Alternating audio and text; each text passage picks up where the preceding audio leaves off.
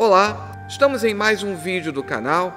Hoje estaremos falando acerca do profeta Oséias, um profeta tão profundo que ele é considerado o profeta Isaías dentre os profetas menores. É um livro, inclusive, que fala acerca do cativeiro do Reino do Norte. Não deixe de se inscrever no canal, deixe o seu like, deixe também suas sugestões, comentários, dúvidas e não deixe de assistir o vídeo até o final após a vinheta.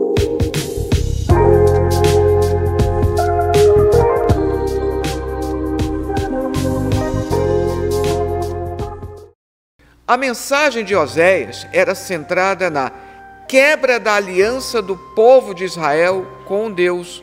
Sua vida pessoal era uma ilustração pedagógica do amor de Deus e da infidelidade de seu povo. Aqui é interessante abordar a palavra Hesed, que é traduzida como misericórdia. Ela aparece lá em Oséias 6,6. No entretanto, uma das melhores traduções para essa palavra é amor, um amor que excede todos os limites e que se aproxima do conceito joanino de ágape. E essa palavra ainda envolve o conceito de aliança. Então, poderíamos dizer que a palavra Hesed pode ser traduzida como uma misericórdia baseada num amor que, por sua vez, está calcado na aliança de Deus com o povo. É esse tipo de amor que é tratado aqui no profeta Oséias. Tópico primeiro, o cenário da mensagem do profeta Oséias. É sempre importante nós situarmos historicamente a mensagem do profeta. Em um período de apostasia, onde a adoração aos deuses de outros povos pagãos configurava uma quebra da aliança do povo de Israel com Deus, o profeta Oséias foi chamado para pregar a mensagem de infidelidade, ou melhor dizendo, pregar contra a infidelidade do povo. Dessa forma, o povo foi chamado ao arrependimento e a voltar-se para Deus. Conhecendo um pouco mais o profeta, a narrativa bíblica não traz muitas informações sobre os antecessores de Oséias, a não ser que seu ministério foi exercido nos reinados de Uzias, Jotão, Acais, Ezequias, todos eles reis de Judá, e de Jeroboão II, rei de Israel. Vamos lembrar que Oséias é um profeta do Reino do Norte. Como nós falamos no primeiro vídeo, juntamente com Jonas, são os únicos profetas do Reino do Norte, porque todos os outros profetas são do Reino do Sul, do Reino de Judá. Mas aqui há aquela proposta de sincronizar, mostrar que ele profetizou durante todos esses reis, tanto no sul quanto no norte. Mas é interessante falar um pouco do contexto de Jeroboão II. Nessa época, esse Jeroboão II, que não pode ser confundido com Jeroboão I, lá na época de Roboão, filho de Salomão, quando houve a separação do reino. Aqui, esse Jeroboão II, ele é da dinastia de Jeú. E o que nos chama a atenção é que Jeú, dentro da narrativa lá do segundo livro dos reis, foi ele que terminou com a idolatria que existia acerca de Baal, o culto a Baal, que tinha sido introduzido através de Jezabel, a esposa do rei Acabe, ainda na época da dinastia de Onri.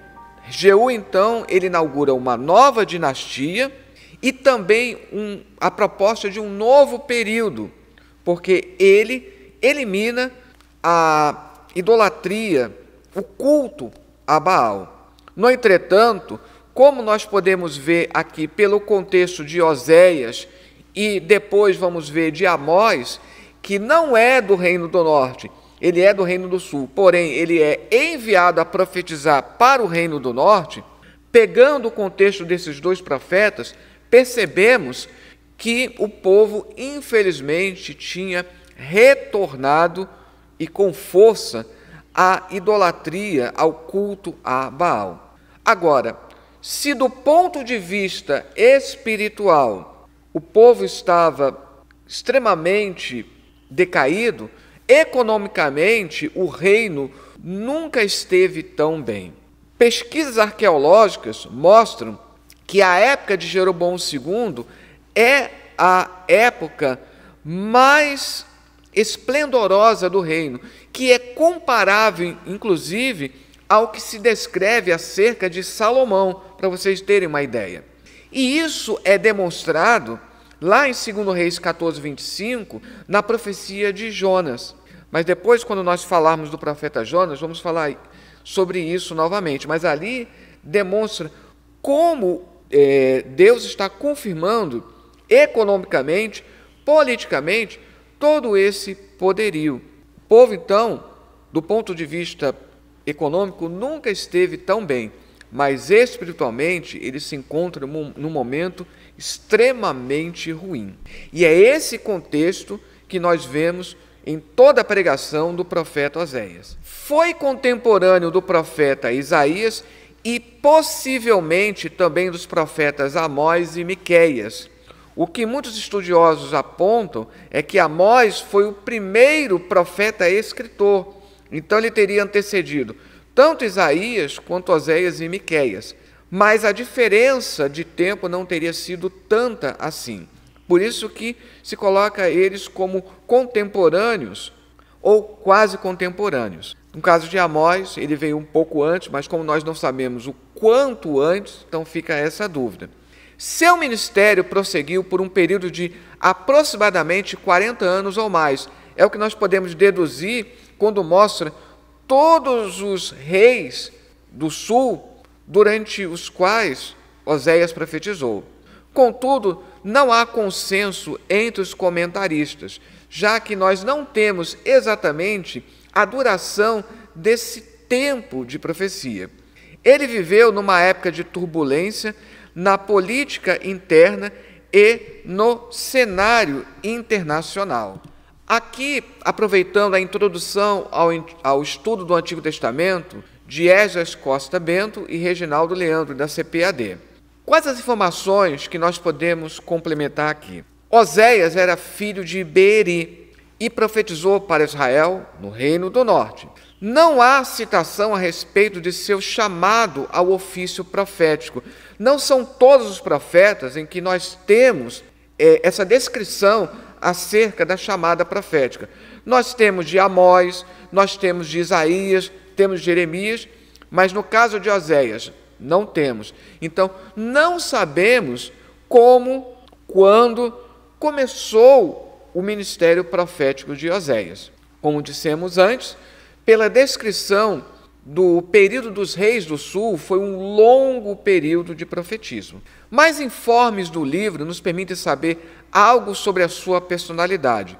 Somos informados pelas Escrituras que ele era afetuoso e compassivo, pela insistência que ele tem acerca da mensagem do amor, já que amor é a melhor tradução para a palavra hesed, que nós traduzimos como misericórdia. E aí ele tem uma semelhança com o profeta Jeremias, esse amor pelo povo, mas não tão austero quanto Elias. Recebeu ordem do Senhor para casar-se com uma prostituta. E Oséias foi contemporâneo de Isaías, Amós e Miqueias. No caso de Amós e Miqueias, provavelmente, não há tanta certeza assim. Mas pelo menos pega o mesmo século, o século VIII, que é por isso considerado o século de ouro do profetismo. Tinha suficiente posição social para que o nome de seu pai fosse mencionado. Não temos detalhes sobre Beeri, mas o fato do seu pai ser mencionado é o indício de que ele tinha uma posição social. 1.2. O engano do culto a Baal. Nessa época, volta o culto a Baal, que tinha sido erradicado lá no início da dinastia por Jeú. E Baal, ele é um deus cananeu, também pega a Fenícia, e ele é conhecido como o deus da fertilidade, o deus da tempestade. Vamos lembrar daquele desafio de Elias, do fogo. Aquele desafio é justamente pelo fato de que Baal era conhecido como o deus do fogo, da tempestade. Então, naquele desafio, é como se ele dissesse, se ele é Deus mesmo do fogo, então ele vai responder pelo fogo. Vamos fazer esse desafio. O capítulo 2 narra a metáfora do marido que ama uma esposa infiel para ilustrar e exortar o povo de Israel sobre o adultério que cometiam ao adorarem outros deuses. É interessante a mensagem do profeta Oséias, porque nós temos esse recorte que possivelmente é biográfico. O fato de ele ter se casado com uma mulher que era prostituta ou se tornou prostituta. Há muito debate sobre a ordem dada por Deus. Vai e casa com uma mulher de prostituições. Alguns dizem a ordem foi casa com a mulher, que depois, quando ele recorda o ocorrido, ele diz, hoje eu sei que era uma mulher de prostituições.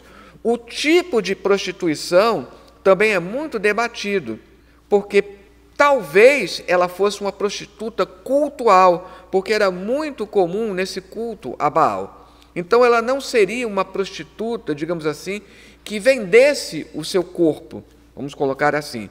Ela poderia ser uma prostituta cultual, ela se prostituía como uma espécie de culto a Baal. Em sua mensagem, o profeta busca comprovar que a prosperidade que Israel experimenta foi um presente de Deus, o Senhor da aliança.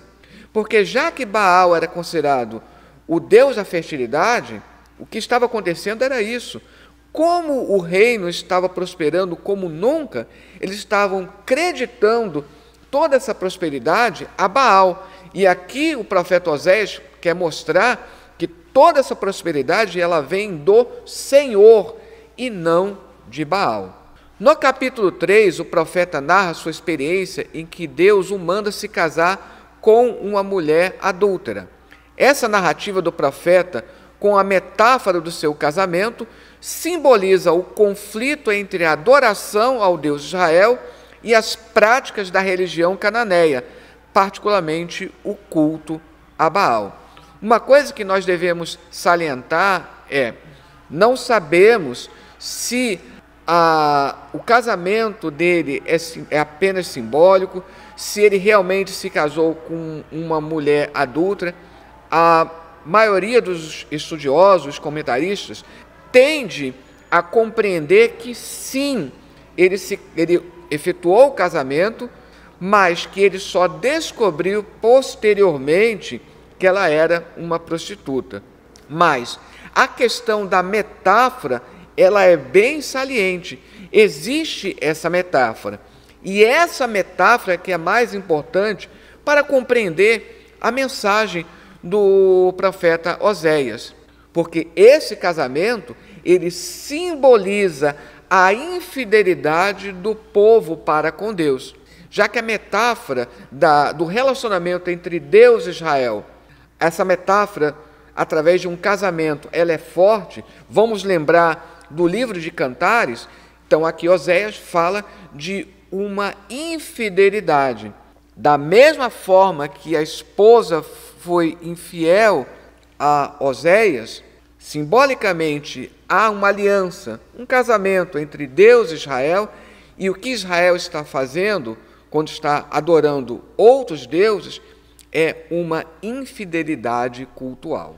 Os preciosos metais que Deus havia dado aos israelitas, eles ofereceram a Baal, literalmente fizeram para Baal. Embora tenha sido sugerido que isso envolve converter os metais em estátuas do Deus, como nós vemos lá em Ezequiel 16, a expressão fazer para Deus, ou um Deus qualquer, é idiomática e significa dar algo em dedicação ou sacrifício. Por exemplo, em Êxodo 10, 25, Moisés pede a Faraó animais para que os tomemos para fazer ao Senhor nosso Deus, o que na verdade significava oferecê-los em sacrifício a ele.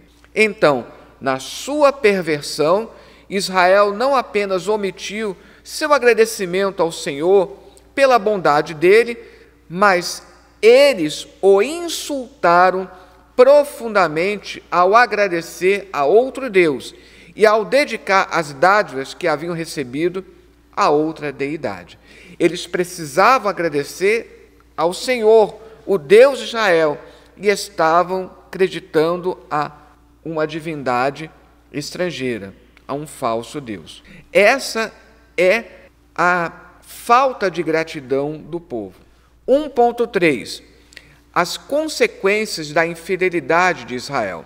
Oséias buscava entender as causas que traziam sofrimento ao povo e descobriu na apostasia deles a razão de todas as mazelas que enfrentavam. Eles haviam se afastado de Deus, o Criador de todas as coisas, que os acompanhou e não os desamparou em toda a sua jornada, desde os seus pais até aquele momento.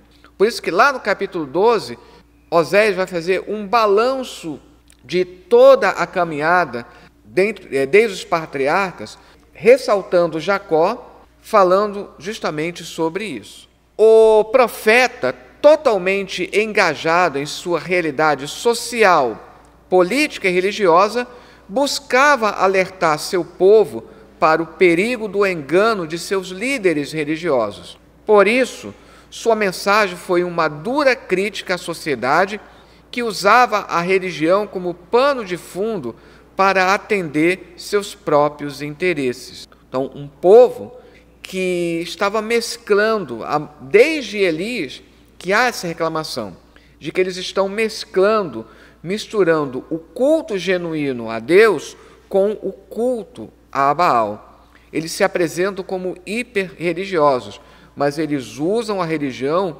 para os seus próprios interesses. Depois vamos ver que isso vai ficar mais saliente no profeta Amós.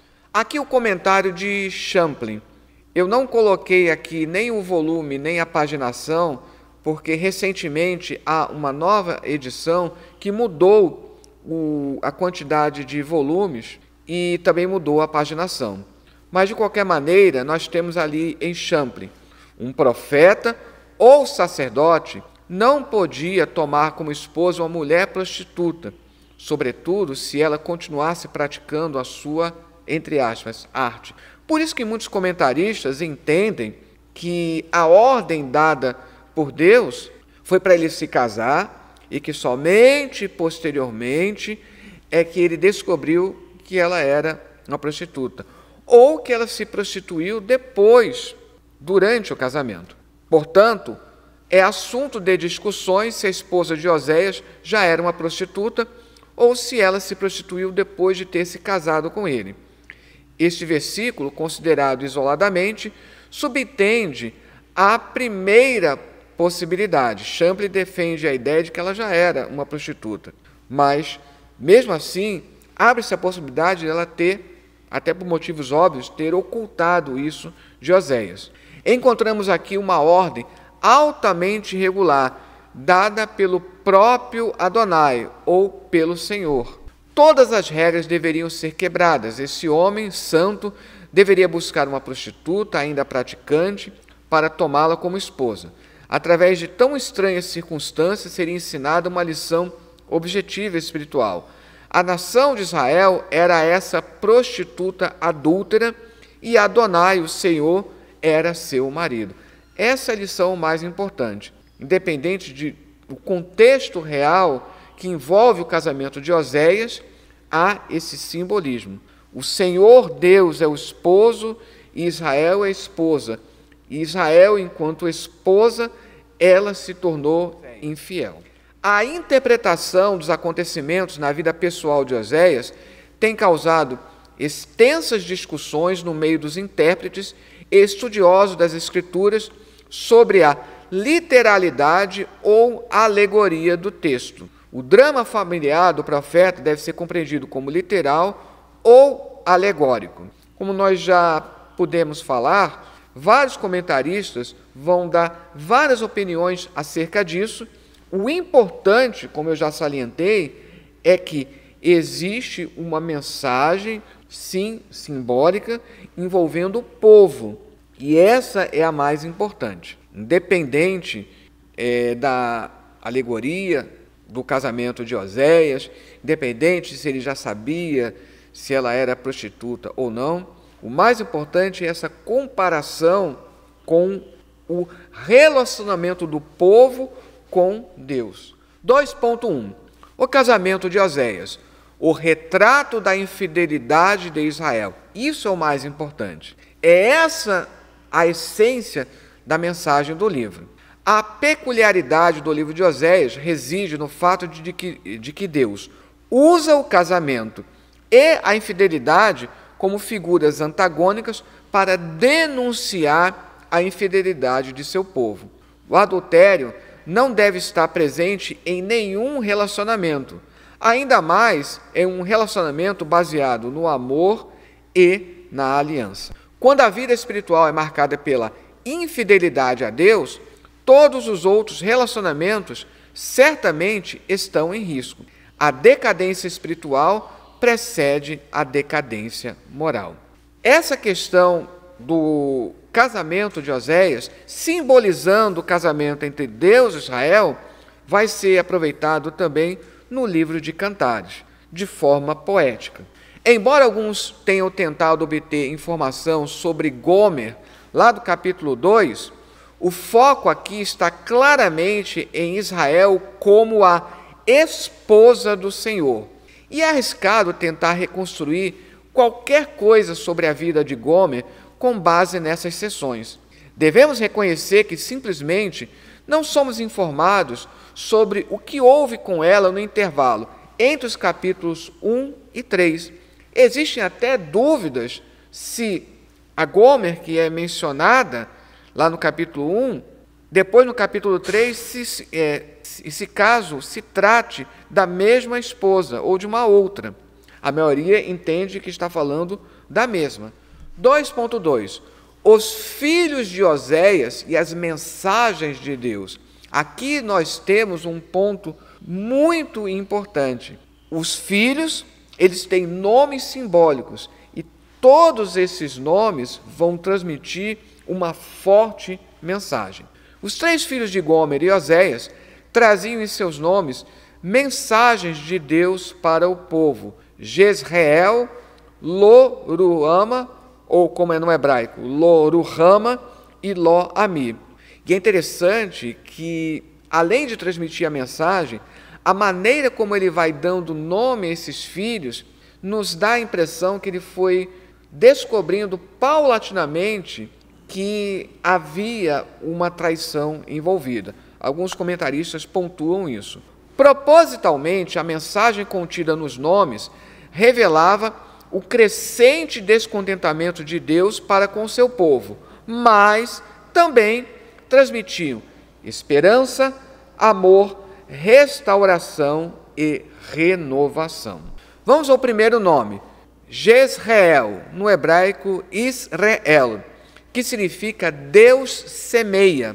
Também era o nome da cidade onde Jezabel, a idólatra sanguinária, foi morta. Esse nome evocava juízo, Jezreel, onde Deus julgou os idólatras. A menção do nome do menino ensinava as pessoas sobre o juízo iminente de Deus.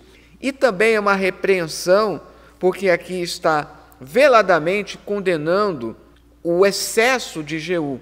Ele teria se excedido ali. Lo-Ruhama significa não compaixão. Aqui é bem interessante porque a palavra que é mais importante dentro do profeta Oséias é Hesed, que, como já dissemos, pode ser traduzido como um amor, é uma misericórdia, mas com base num amor que, por sua vez, está calcado na aliança. Uma palavra que é semelhante é rehem, que é essa compaixão. Não compaixão significa cessar de demonstrar esse amor, significa quebra do pacto da aliança. A menção do nome da menina ensinava que a compaixão de Deus tem limite. Deus julgaria seu povo como se fosse uma nação idólatra sem compaixão. Vamos lembrar que a Bíblia fala de Deus como longânimo. No hebraico, erer apaim. Isso significa que a paciência de Deus, ela é longa, ela se estende. Mas existe um momento em que Deus diz, chega, acabou. Ló ami significa não meu povo. Este era o filho mais novo. Juntando os três significados, a mensagem é a seguinte: Deus julgaria Israel como uma nação idólatra e sem compaixão, porque não era mais seu povo. Vamos salientar que não é Deus que, primeiramente, abandonou o povo, mas foi o povo que, primeiramente, abandonou a Deus. E porque o povo abandonou a Deus e não se arrependeu, é que Deus agora faz essa dura declaração: não é mais o meu povo. 2.3. O drama pessoal do profeta. Muitas pessoas se impactam tanto com o relato do casamento e depois da infidelidade, que muitos pensam até que isso seria uma metáfora.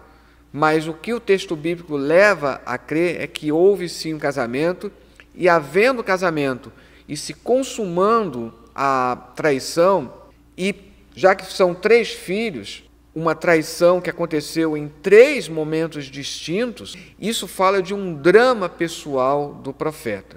Como já vimos, Deus escolheu a história triste e peculiar de Oséias a fim de revelar o seu coração e manifestar o seu amor. A história do casamento de Oséias não é aquela que os livros e os filmes mostram sem qualquer problema real. A vida do profeta, além de ilustrar a infidelidade do povo para com Deus, também traz à tona o drama de muitos casamentos que estão em toda parte, inclusive nos arraiais do povo de Deus. Deixa eu fazer até aqui um adendo. Muitos se enganam que basta que o casamento aconteça na igreja, basta que o casamento seja feito entre crentes e tudo está resolvido. Não. O casamento é uma conquista diária. Engana-se quem pensa que o simples fato do casal ser evangélico, esse casal está livre de uma traição de qualquer uma das partes. Como dito anteriormente, a decadência espiritual precede a decadência moral, e isso tem acometido muitas famílias, onde os filhos são os mais prejudicados quando a infidelidade nas relações chega aos lares. O conceito de fidelidade, amor imutável ou, de forma mais geral, bondade, representado por hesed, que é essa palavra aí no hebraico, apresenta um aspecto fortemente relacional ou baseado na aliança. Alguns biblistas dizem que essa palavra é uma das mais difíceis de serem traduzidas pela sua riqueza. É a palavra mais rica no hebraico, mais rica até do que ágape depois do Novo Testamento. Porque lá no Novo Testamento, ágape é uma palavra que no grego clássico ela não tinha tanta expressão, mas é o apóstolo João que vai transformar essa palavra para designar o amor especial, único de Deus. Mas no Antigo Testamento é essa aqui. E essa palavra é essencial a qualquer definição apropriada do termo. Hesed ocorre 246 vezes no Antigo Testamento, sendo que aproximadamente metade dessas ocorrências está nos Salmos. É interessante que aquele salmo que é lembrado pelo seu estribilho, o Salmo 136, louvai o Senhor, porque a sua misericórdia dura para sempre, uma tradução mais adequada seria: louvai o Senhor, porque o seu amor dura para sempre. E essa mensagem já está aqui no profeta Oséias. O termo hesed é empregado geralmente para expressar as atitudes e o comportamento dos homens no relacionamento mútuo, mas descreve mais frequentemente a disposição e as ações beneficentes de Deus para com o fiel Israel, seu povo, e para com a humanidade em geral.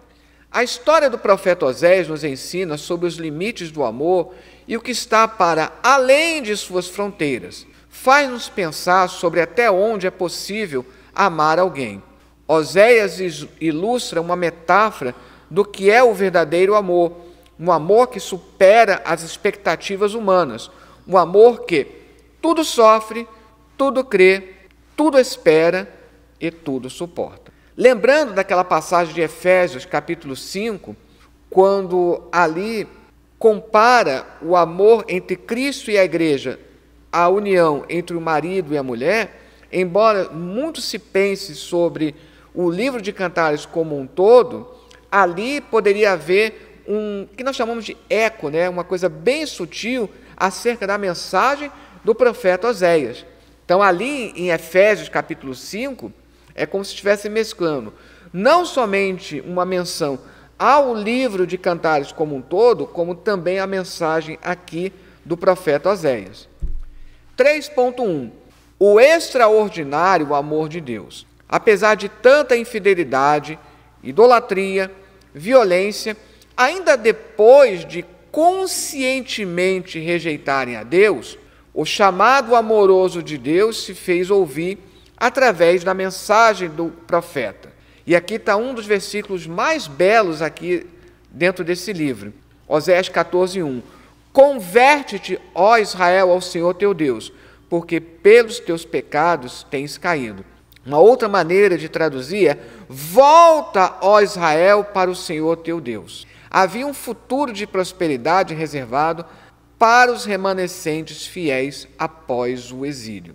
O Senhor prometeu perdão, renovar a sua aliança e derramar bênçãos abundantes. Nós temos aí todas essas passagens ilustrando isso. São promessas que apontam para a vinda de Jesus Cristo, que estabeleceu uma nova aliança. Embora o termo nova aliança vai ser explorado por Jeremias. É um futuro no qual o povo de Israel, ao se arrepender, será chamado filhos do Deus vivo e desfrutarão das maravilhosas bênçãos de Deus juntamente com os gentios que se arrependerem.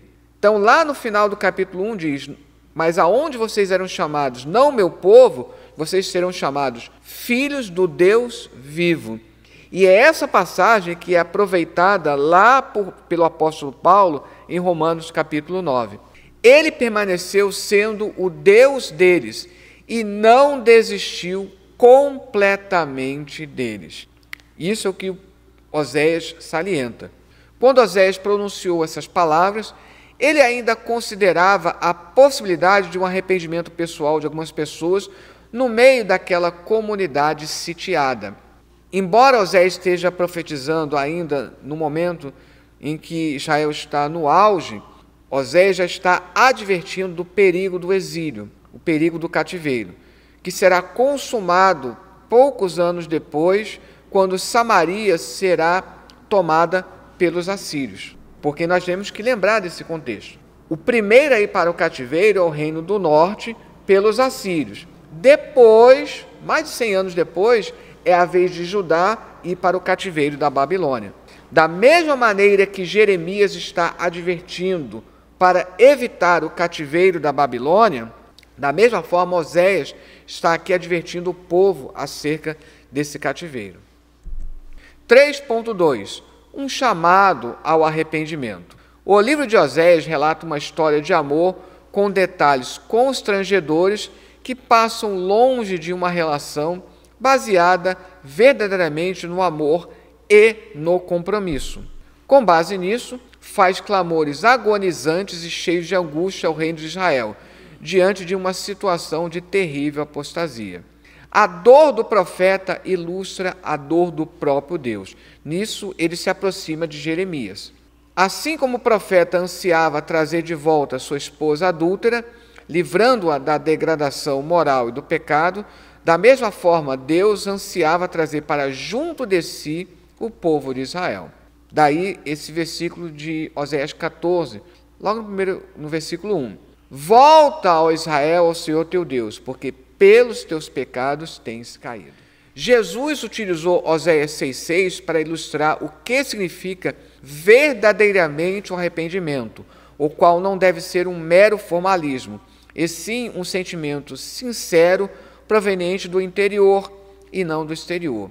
A maneira como Jesus utiliza lá Oséias 6,6, se vocês soubessem o que significa misericórdia, quero, e não holocausto, vocês não condenariam os inocentes. Só aqui já seria uma aula à parte, mas bem interessante como o Senhor Jesus utiliza essa passagem do profeta Oséias para falar acerca do alcance da necessidade da misericórdia, ou melhor dizendo, do amor, esse amor que é representado pela palavra Hesed. O Senhor nunca havia pretendido que o sacrifício se tornasse um ritual que existiria por direito próprio, por si mesmo, porque isso levaria a que ele fosse visto como uma maneira de manipular Deus, algo muito próximo da ideologia pagã e equivalente à magia. Não era o sacrifício que garantia o favor de Deus. Mesmo no Antigo Testamento, isso deve ser salientado, mesmo no Antigo Testamento, o sistema sacrificial, ele era uma maneira de expressar o agradecimento do fiel a Deus. Está bem ilustrado pelo holocausto. O holocausto era um sacrifício que não havia nenhum motivo especial para você fazer. Era a pura e simples expressão magnífica do agradecimento do adorador a Deus. Por isso que o holocausto era reputado como o primordial dos sacrifícios. E por isso ele é listado em primeiro, lá em Levítico. Dos 5 sacrifícios, somente um dizia respeito especificamente, diretamente ao pecado. Para que o sacrifício ao Senhor fosse aceitável, ele deveria ser acompanhado de uma atitude reta de coração e expressar isso. Engana-se quem pensa que bastava chegar com o sacrifício e estava tudo resolvido. Não. Vemos outros profetas como Isaías condenando. Se você vem oferecer um sacrifício, mas o seu coração não está sincero diante de Deus, de nada adianta. Essa fidelidade interior seria demonstrada não num ritual de desempenho mecânico, mas primariamente em obediência aos mandamentos de Deus. Por isso que lá em 1 Samuel 15 diz, obedecer é melhor do que sacrificar. 3.3, o desafio de amar outra vez. O resgate de Gomer representa o resgate de sangue que Deus faria por seu povo e, consequentemente, por todos nós, pecadores. A dolorosa experiência de Oséias ilustra o amor de Deus, disposto a perdoar um povo que não queria ser perdoado. A ordem dada ao profeta muda o curso da história daqueles que se encontram afastados e perdidos em seus delitos e pecados. Quando alguém se afasta de Deus, perde claramente a sensibilidade de amar o outro, considerar o outro, honrar o outro, reconciliar-se de verdade com o outro. O pecado afeta o relacionamento com Deus e, em detrimento disso, também o relacionamento com o próximo. Vamos lembrar que o ritual da Santa Ceia, que nós realizamos mensalmente, ele não diz respeito única e exclusivamente à nossa comunhão vertical com Deus, mas diz respeito à comunhão horizontal, à comunhão com os irmãos. Mais uma vez aqui o comentário de Champlin, do famoso comentário que ele fez a todo o Antigo Testamento. A esposa adulta de Israel não era muito amorável nem digna de ser amada, mas o amor de Deus envolveria Israel, tal como Oséias amava a esposa que dele se separara. Foi da vontade de Adonai, do Senhor, que as coisas acontecessem desse modo. Uma grande lição objetiva estava sendo construída. O povo observaria como o profeta lidara com a esposa desviada e se espelharia nela. Talvez essa lição de amor ajudaria a produzir o arrependimento. Essa palavra aqui é que é o objetivo do profeta Oséias, arrependimento. Aqui mais uma vez eu coloco a bibliografia que eu utilizei para toda essa lição e que Deus abençoe.